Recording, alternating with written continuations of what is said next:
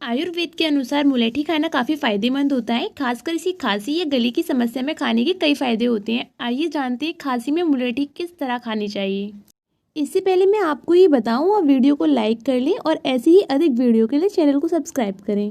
Number 1 है मुलेठी की चाय। मुलेठी की चाय बनाकर पीने से खांसी में काफ़ी आराम मिलता है। इसके लिए इसकी जड़ों को उबालकर छान लें, इसमें थोड़ी सी शहद मिलाकर पिएं।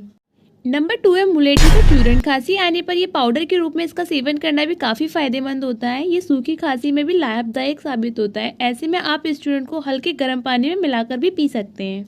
नंबर 3 है मुलेठी का पानी। खांसी, गले में खराश या कफ जैसी समस्याओं में मुलेठी का पानी काफ़ी फायदेमंद होता है। ऐसी समस्या में हल्की गर्म पानी में मुलेठी या इसका पाउडर डालकर गरारे करें, इसमें आपको खांसी में काफ़ी आराम मिलेगा।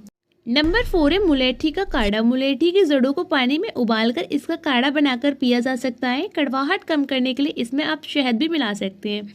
इसे 2 से 3 दिन पीने से खांसी में काफ़ी आराम मिलता है। नंबर 5 है मुलेठी की जड़। खांसी, जुकाम या गले में खराश होने पर मुलेठी की जड़ चबाना भी काफ़ी लाभदायक होता है। इसके लिए मुलेठी की जड़ का छोटा टुकड़ा लें और उसे धीरे धीरे चबाएं।